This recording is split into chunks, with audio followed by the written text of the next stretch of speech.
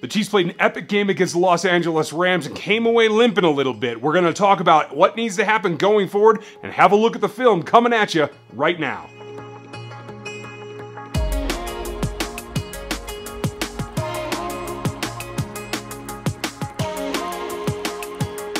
Welcome back to RGR, and I want to say happy Thanksgiving to everyone. This is going up on Thanksgiving Day, and I'm going to kind of change things up here now that it's the bye week. Going to be a shorter video today, and I'm going to do an extra couple of videos all on the film, taking a look at what happened in Los Angeles. Obviously, an epic game, a game that the NFL really wanted. We'll talk more about that in the coming weeks, about what the evolution of this league is becoming, but it went down exactly how the league liked. Tons of scoring, great TV share, the ratings came in huge, and both of these teams were able to just kind of knock each other's heads around, scoring points. That's exactly what the league is looking for. Big takeaways, little bit of trouble for the quarterback, some systematic things that are going to have to get changed. We will talk about that, but if you are new around here, make sure you hit the subscribe and the notification bell, and leave a comment, and if you like what you're seeing, give me that thumbs up. That's what we're looking for. We're trying to grow the channel here. And for all of you guys that come back here week after week, thank you very much. The growth's been great lately, and we're having a good time. And as we get into the meat of the season now, it's just going to get that much better. So, let's get started. Patrick Mahomes. Rough day for him, obviously, with 5 turnovers. A couple of them, I think, were probably on him. A couple of things that overall I felt like, especially as the game progressed, he started to pressure himself, make decisions that were probably iffy, and really put a lot of pressure on him to try and get balls out that I don't think he could have. One of those led to an interception, that to Marcus Peters, that I think kind of brought the whole thing full circle, that this is not something he'd done in practice last season. I think the pressure was really what got to him. We'll look at some of the plays here in a minute, but overall, I think Patrick showed that for a quarterback that has found such early success, that he was able to bounce back and be able to take those turnovers in stride. You even saw him protect the ball a little bit better in the second half. I thought that was a learning experience. I think overall, what we're going to see from him is a learning experience that he can take forward, because I do expect these teams to meet again. Right now, let's have a look at his film, particularly on those throws. Here we see a simple RPO, play-action pass to the tight end that Mahomes has done 100 times. It's just a really nice play by Ebukam, their end out here, who basically is engaged with Schwartz and just puts his hand up. It's a lucky deflection back off of Schwartz for right into his hand, and he's off to the races. Now on the next play, we're going to see that similar situation, play action, deep in the pocket. Ebukam's coming off of that contact and actually makes contact with Pat Mahomes. This is the one to Marcus Peters. You're going to see him get engaged by Travis Kelce here. Decent block, another foot, and he might have been okay, but as he sheds, he just gets that arm up and manipulates the throw. Actually hit Mahomes on the release. And then the last interception, again, flushed from the pocket, moving to his right, should be natural, and just underthrows it. This is one that I'm sure Pat Mahomes wishes he had back. Again, he's going to get pressure from his left side from the end.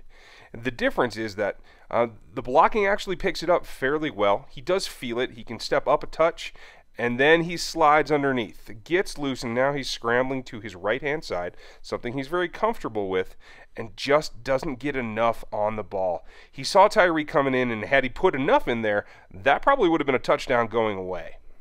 There's a lot of commonality there, and I think at the end of the day, making him have to move off of his spot, having that pressure in his face from an interior, it's not like rushing from the outside like you saw against Von Miller in the Denver Broncos. That was a different animal, a different type of pressure that I think he's actually a little bit better equipped to deal with. But what that leads us to is a look at the offensive line and how they handled some of these plays. And obviously, Cam Erving's been labeled as the scapegoat for quite a bit, and some of it is on him. But as we take a look at some of his film, we'll see just what kind of a matchup he was up against. This really shows what Donald can do. He is going to make contact with Erving and not necessarily know where he's going. He's looking for that counter, looking for a set. He ends up shaking and going over the top, and as he comes around, that arm comes out and makes the play. Now on the second rush, Donald's just going to go straight outside speed rush. Erving makes contact but doesn't get enough depth in his initial set, and that's why Donald has the corner to come around. Just works back to Mahomes, and Mahomes doesn't have it cradled very well, still looking to make that throw. It comes out. Here, Erving could have just dove on it and saved the play, but that's not what ends up happening. Another big play for the Rams. Now we have to remember that Aaron Donald is the premier defender in the NFL.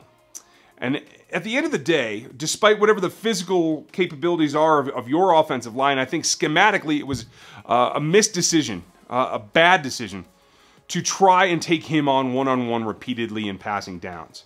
Especially if it's something where once you know you're getting pressure, you have to be able to recognize that and adapt. I thought the Chiefs staff was a little slow to get that done, and I think it was a little preemptive on their part that they could have gone out of their way to make sure that they get two bodies on him all day long.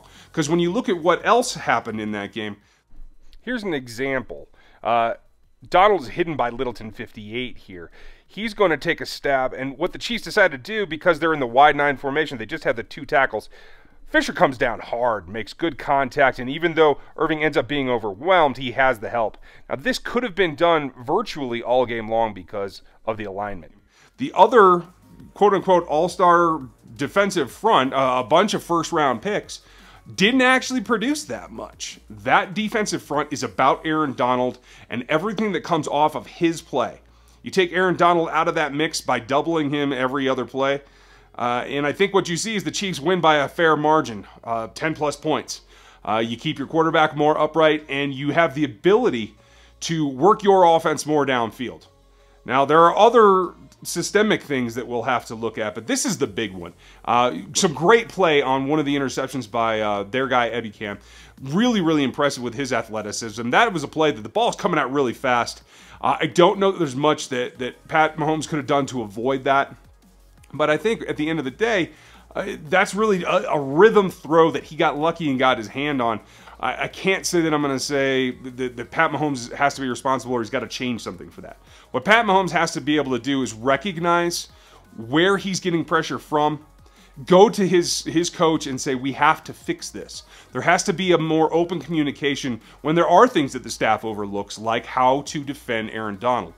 And if that had been changed, and I expect it to be changed for the next time these two teams meet, and I am optimistic it will still be this season, I think that's got to be the focus of what the offensive game plan entails. You got to let everybody else in that front try to beat you, but you have to contain Donald. And by doubling him, you can.